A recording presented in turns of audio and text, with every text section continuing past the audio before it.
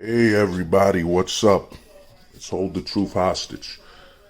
This is Pop the Culture, where we pop the culture to find out the truth.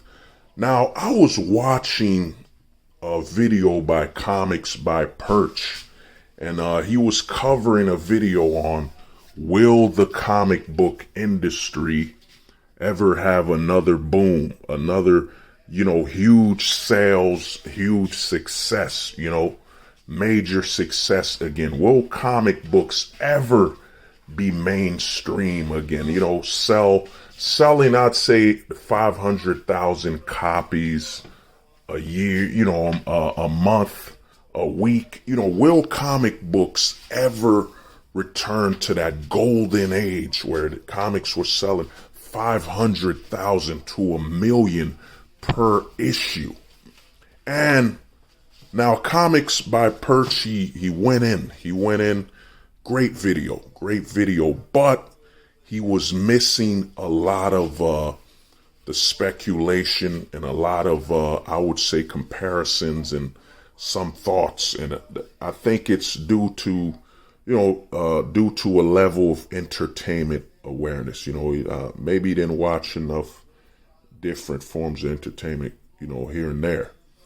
And, it's no diss or disrespect. But now, how will it happen? How can we have the comic boom and sales increasing, everywhere? Comics selling in the hundreds of thousands to millions per issue. Well, I don't think it's gonna be by DC or Marvel, because DC and Marvel have downgraded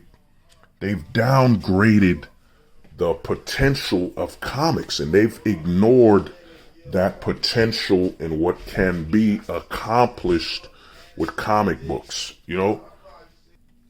DC and Marvel have downgraded the potential of comic books because their parent company owner, Disney and Warner Brothers, does not look at the potential that comic books have, that they are, in all honesty, the most powerful medium for visual storytelling and the most affordable option for visual storytelling, And what I think's gonna happen now, there's someone I follow on Facebook, John. He's doing a lot of great comics. He's making comic books based on biographies of former wrestlers, and it's picking up. It's making he's succeeding at it.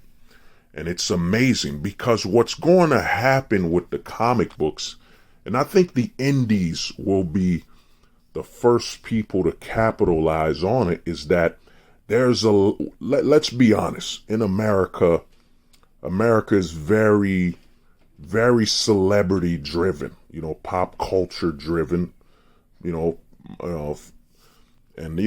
pop culture driven, where people are following their favorite celebrities, be them, even their favorite athletes, their favorite movie stars, and so on. Now, what's been missing for decades, it's been missing, I say, for over 50 years. And comic book companies, even during the golden age, didn't capitalize on this. Because there's a lot of people, you always hear this, for example, oh man, they need to make a movie. They need to make a movie on your life. They need to make a movie on your life, man. They need to make a TV show on your life, They need to make one. But the honest truth is, not everyone's life should be made into a movie or a TV series or a streaming service, whatever you want to call it. Not everyone's life should be started off like that, I'll use an example. Let's say Shaquille O'Neal. Shaquille O'Neal had a very interesting life growing up, Very interesting. Now, should you make a TV series out of it and put all that money onto it? No, it would, it would cost a little too much. It'd be too much money, at the start, and a lot of negotiations, years on the shelf, be it for screenwriting and so on. But Shaquille O'Neal released a biography book on his life. You could translate that into a graphic novel, a comic book. You could easily do that. And there's a lot of celebrities that have interesting lives. And not only celebrities, there's a lot of former soldiers, former politicians that have had interesting lives. And what this will do, this will create a boom for what is that genre? Slice of life. It'll create a boom for slice of life genre, because you could easily I'll throw out somebody's name. You have somebody such as who passed away, Bernie Mac. You could easily make a graphic novel based on Bernie Mac's life. For example, Patrick Swayze, who passed not too long ago. There's so many people that are, be them alive or deceased, that would make a great graphic novel. Great graphic novel based on their life. And this will pull in a lot of people that normally don't read comic books, that normally don't read any comic books. This will pull them in to come and read the comic books or graphic novels, So I think a major boom, and think about it, even during the golden age where they had slice of life, horror, they had all these type of genres, but they didn't have any biography genres, they didn't have a biography on George Washington, Abraham Lincoln, some soldiers that fought in World War II. They didn't have any biographies. And what this will create, this biography aspect will create subgenres. For example, you'll have subgenres of action, biography. So if it's based on a soldier, you'll have subgenres on, science. If it's based on a scientist, I forget the scientist who died recently. Yeah, Stephen Hawking, I think he passed away. And even, I think even the dude who created Apple. There's so many people you could easily translate their life into a graphic novel. And unlike filming and television series, it won't cost as much. The budget won't be as costly. It won't cost as much to translate their life. And since you have an artist illustrating it, you won't have to worry about, for example, if it was a live action film where you have to get set pieces and create this and that, you don't need that when it's illustrated, nor in CG. You won't need as much time. So I think a big market that's about to become a boom is going to be the biography section of based on celebrities, athletes, historical figures. It's going to be huge because there's a lot of people, there's a lot of great books out there. And I think where it's going to start with people looking at books and translating these books into graphic novels based on that person's life and their biography. Also, there's going to be a huge push for what I think is going to be fiction. For example, you had Mike Tyson. He had it on God rest Norman McDonald, R.I.P. He had Mike Tyson Mysteries, which was on Cartoon Network. That could have easily been a comic book. So what's going to also happen is a lot of celebrities, they're going to also create fiction. They're going to translate their ideas for movies into graphic novels. So You had Keanu Reeves recently. He made a graphic novel. It generated a lot of money on a Kickstarter. In all honesty, when I look back at it, he had the money. He should have just released it. I think it would have pushed a different narrative. But you know, the Kickstarter proved a lot of people wanted it. Another reason you're going to see a big boom in comic books is that a lot of celebrities and studios will start investing in turning their ideas for a film into a graphic novel, or if they had a plan for a TV series, they're going to adapt it as a comic book, an ongoing comic book series, before they pitch it to a Hollywood TV network. So you're going to see that boom anyway. That's going to bring a lot of eyes on the prize. I mean, you're going to see people, for example, I bring up Allen Iverson. You know, he's had a very interesting life.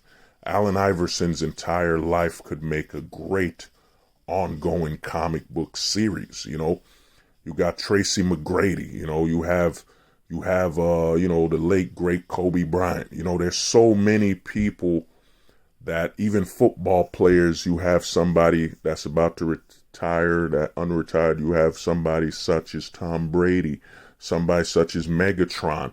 There's so many that could qualify and transition their life story, or, you know, into a graphic novel or ongoing comic book series. It will be far more affordable than trying to pitch a TV series, a film, and there would be far less, there would be no limits at all. I mean, when you look at comic books, what's great about comic books is that the only limitation is the artist's ability to illustrate your ideas. So, for example, let's say, let me use 50 Cent. Let's say 50 Cent had an idea for a space adventure, you know, where he's gonna be basically a mercenary in space. Now, 50 Cent is pushing this on Warner Brothers, you know, pushing this on, show stars, all these TV networks. They're gonna be, man, that's gonna be $100 million, you know. Even if 50 wanted to make it in CG, that's still gonna be millions of dollars. So what's gonna happen, you know, what would be in 50 Cent's best interest is if 50 Cent turned this, let's just call it as a, 50 Cent in space. Let's just call it that, 50 Cent in space. What's gonna happen and what would be best for 50 Cent is to basically turn this idea of 50 Cent in space into either a graphic novel, you know what I'm saying? And he could base it on a runtime of a film. So let's say, I think the average film is about 1 hour, 20 minutes, 130. So 50 could basically get a graphic novel written that's 120 pages. Or if it's going to be a 3-hour thing, he could easily make a graphic novel that's 300 pages, you know, because they taught me in writing that each page is a minute. You know, each page is a minute. So 50 Cent in space could easily be a graphic novel, you know, and this is going to open a lot of doors. Now, you had somebody such as Tyrese. I think Tyrese released a graphic novel, Tyrese Gibson, a while ago, a comic book series. But the problem is, I think he wrote it. What's going to happen, you're going to see a lot of celebrities team up with potentially well-known independent writers of comic books or well-established independent creators, you know, to create new properties, you know, or ideas they've had for films that they could not get greenlit, or TV series they could not get greenlit. I mean, I'll give you another example, you know, NWA. A lot of people watched the movies. A lot of people watched the movie and said it was too short, you know. Yeah, a lot of people watched the NWA movie, said, oh man, it was too short, you know. Should have been a TV series. So why not turn the NWA story into an ongoing comic book, or or a collection of graphic novels, you know? It's gonna be, and the great thing about comics and why I say it's the greatest visual medium, even greater than films, is that the person, when they read a comic book, your time is only limited by how quick you can read it. So when you read a comic book, you can read at your own pace. You can read at your own pace, and you can, while reading it at your own pace, you could finish the book far quicker than if you're watching a TV series, or film where you're locked on the time. You're locked on the time limit of the film, and you could speed it up, but then it gets awkward. So what's gonna happen, and it's gonna be major boom. Another thing that's gonna happen, now I was in a process of doing this, is that a lot of independent comic book creators will start reaching out to celebrities, influencers, YouTubers to actually use their likeness in comic books form or a graphic novel for a series they're creating. So they're gonna utilize their star power and their notoriety to infuse more interest into their independent series. Yeah, their independent series. So you're going to see a lot of indies reach out to high level influencers. It might be an athlete, it might be a wrestler, it might be whatever. A lot of people will start infusing people that have influencers, celebrities into their original series. And another great thing about comic books and why it's the greatest form of visual storytelling is that an artist can illustrate a person whatever age they want. So for example, let's look at a Harrison Ford. If an artist was to team up and Harrison Ford licensed his likeness to this artist or comic book company, they could easily make new series with Harrison Ford when he was younger. All they have to do is illustrate him in that age and appearance.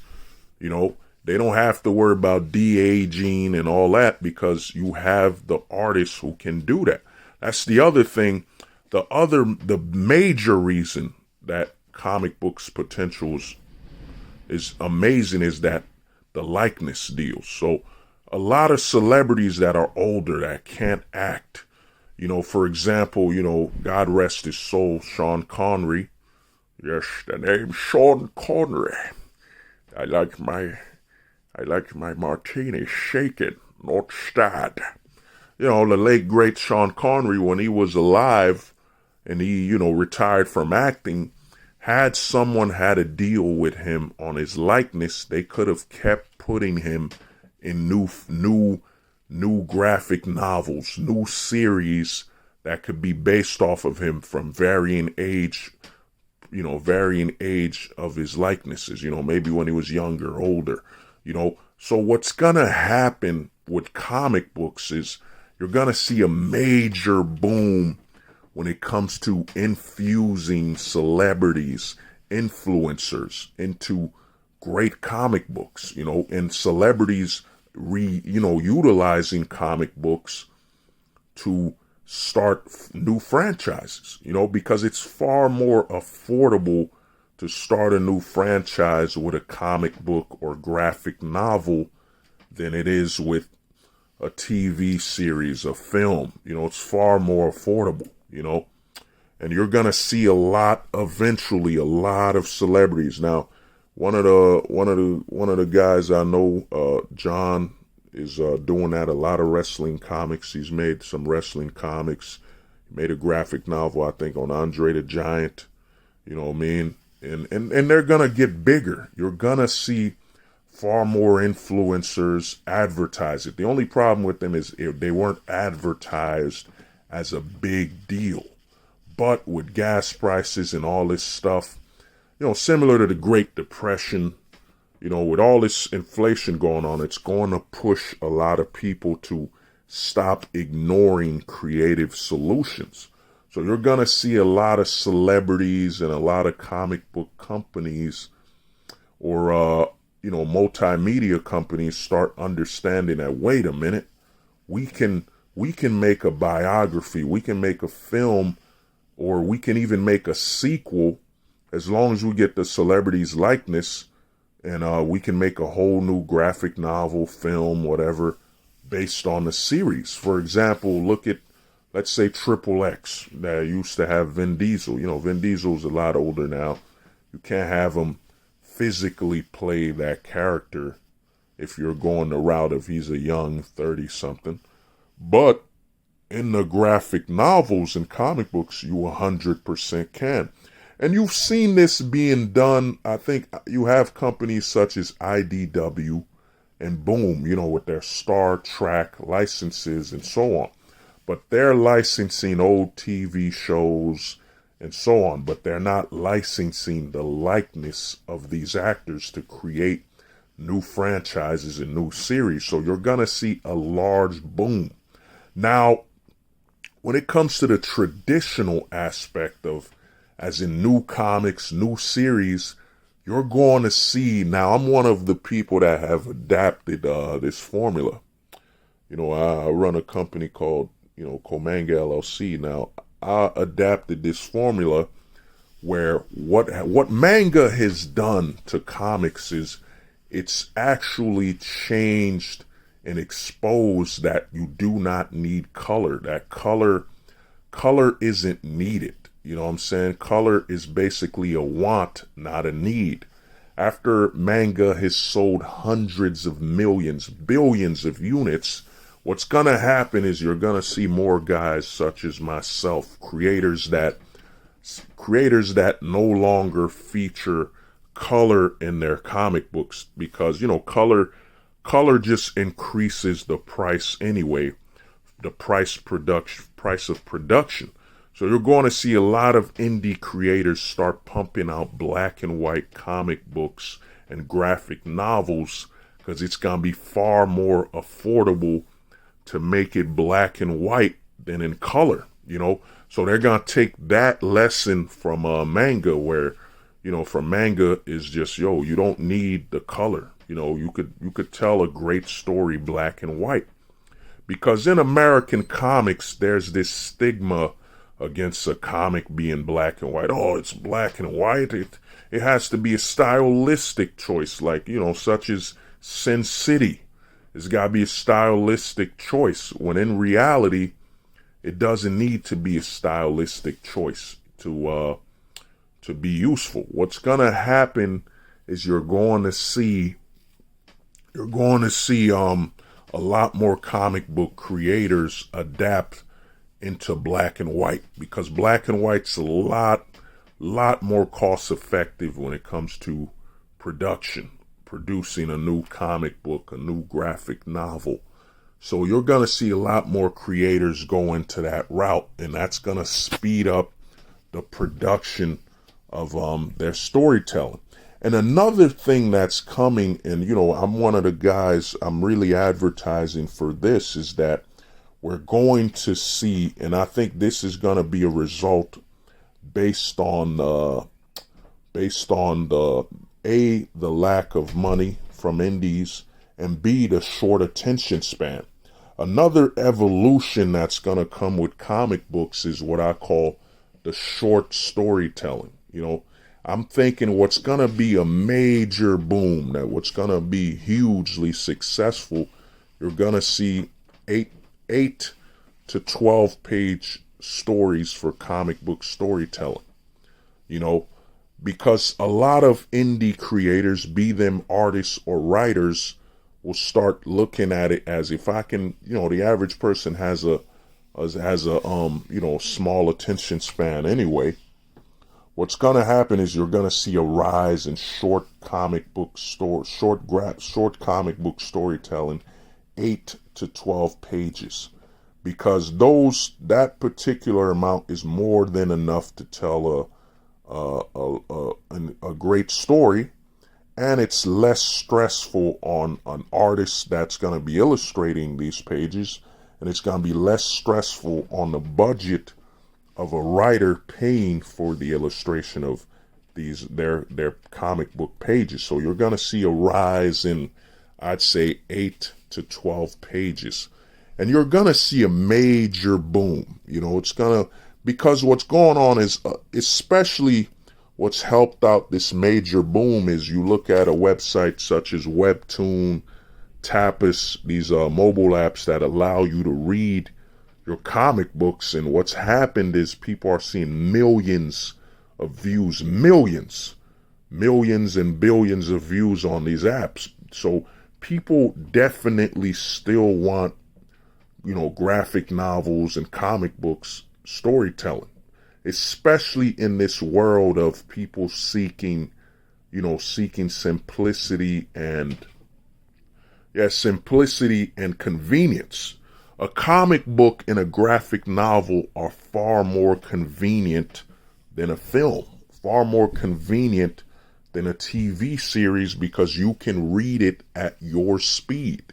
You can read it at your pace. So it's the conveniency also. And you could see this happening with things such as Tapas, Webtoons, where people are walking around with these apps and just playing and listening to what they want. So you're going to see a rise in comic books, because a lot of these bigger studios, Disney, Warner Brothers, Fox, a lot of these studios that would rather struggle, let's make another film, let's make another TV series. They have downgraded comic books potential, when in actuality, since the golden age in the 1930s, 1940s, comic books used to sell billions of units a month, because there are no limitations to what the creatives can put on that page. They could take you to a world you've never seen. They could take you to the future. They could take you to the past. And what you're going to see is a lot of comic book creators, especially in America, they're going to return to that golden age narrative. Right now, manga is extremely popular. And, I plan to make a video on manga versus comic book strengths and weaknesses. But manga is basically, if you break it down, manga is literally the template from the golden age, but far more fine-tuned. You see, in the golden age of comics in the 1940s, you had genres of every genre. You had action, you had slice of life, romance, you had science fiction, you had time-based, based on a certain time period books. You had cartoons, funnies, you had everything, but what the Japanese have done is they fine-tuned it. So you got shonen, they have certain genres that focus on a particular age. That's what the Japanese did to fine-tune their genres and categories, is they fine-tuned the age of the content. So if you have Shonen Jump, which is for, teenage boys, so you'll have a Shonen Jump that's science fiction, slice of life, and so on. So you have different genres within a certain age group. And comic books will, in America, eventually it'll blow up. You have books such as Saga. You have other series. You have Walking Dead. A lot of these franchises have opened up and broken the mold that you don't need to just have superheroes and superpowered books to be successful, So what you're going to see, and another thing that's going to need to happen, and I push this on a video, but you're going to have a sexuality featured. The major problem comic books have, and I was reading a comic, and I couldn't tell if it appeared as though it was a comic book for straight people. You know what I'm saying? The whole cover didn't have any sexual interaction between the man and another man, or a woman and another woman. You didn't see any of that. But as soon as I turned a few pages, a guy's kissing another guy. So, I stopped reading it, whatever, straight person. But, and that's another thing that's holding it back is they're gonna have to be transparent with the sexuality featured. The average person, you can't trust these companies anymore because of their agenda and propaganda and entitlement. So another thing that's holding back comic books from selling is that you can't blame anyone for not trusting any of these books. I mean, they turned Iceman gay when Iceman was never gay. You know what I'm saying? They flipped a lot of characters' sexuality and they never mentioned it. They never were transparent about the sexuality transition of the character.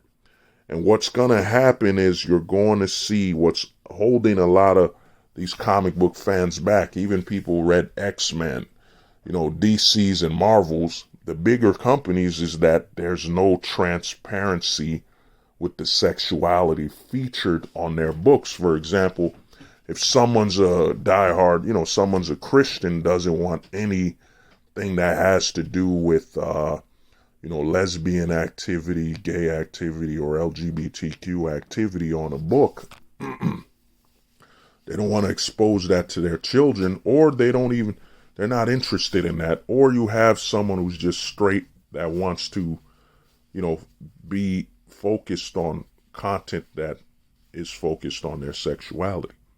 So that's another big hurdle you're going to see that they have to overcome. Because in all honesty, I don't blame anyone for not trusting any of the content, because the major companies such as DC and Marvel, which aren't even comic book companies anymore, they're just a branch of a multimedia corporation, they've done so much damage when it comes to the news and the coverage of the negativity of them trying to force the sexuality narrative on straight people, where to the point where they've become anti-straight.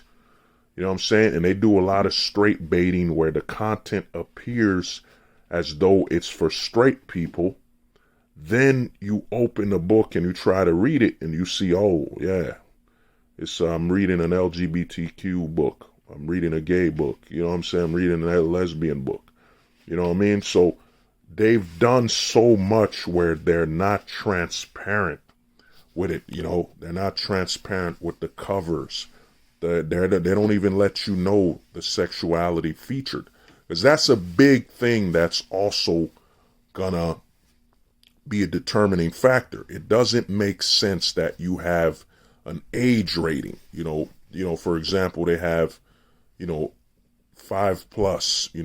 10+, 13+, 18+, whatever, adults only, whatever. They got all these ratings for the age of the content, yet they do not have the sexuality featured.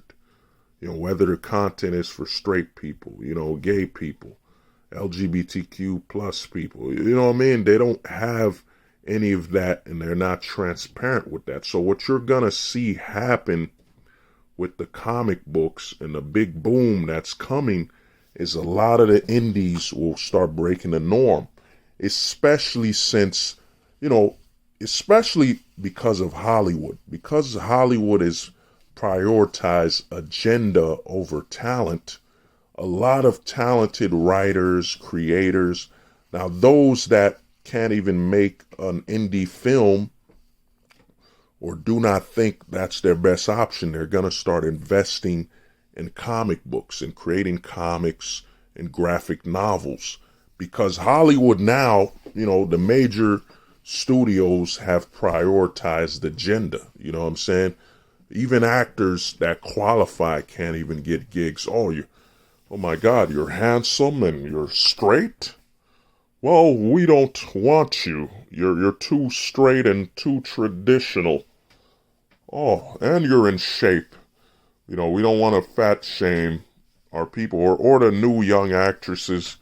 You know what I'm saying? Oh, you're young, you're youthful, you're beautiful. We don't want to fat shame, and we don't want to beauty privilege, pretty privilege. We don't want that. So you're going to see a lot of people diverge, you know, to independence. That's going to be the major rise. Then you have things such as YouTube and a lot of directors, writers, even actors, because there's always been this cliche. A lot of people go to Hollywood and they give out their scripts. So a lot of these people say, you know what, man, these studios ain't going to take my script, even if it's great, even if the idea is a, $1 billion franchise. They're not going to take it. I might as well just transition it, turn this script, convert this script for a film into a script for a graphic novel, or convert this script for a TV series into an ongoing comic book. So a lot of people are going to step away from the major corporations anyway. I mean, it's already, and all the tools are available. You have Amazon. You could sell and, distribute your series, your stories through Amazon. There's so many ways to sell your stuff online, offline. There's so much choice that the average person, they're going to start diverging, converting their scripts, so, the boom is coming and it's going to come. There's various ways it's coming. And in all honesty, I think it could be even bigger than the golden age. I mean, if we had, let's say, I think in comics they call it the golden age. Then they call it the silver age.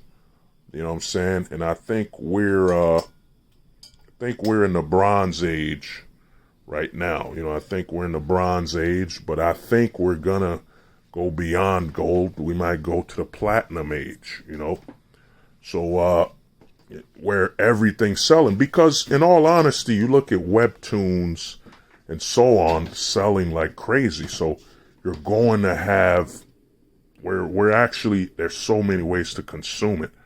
But, I don't want to keep going. But this has been Pop the Culture, where we pop the culture to find the truth. Peace.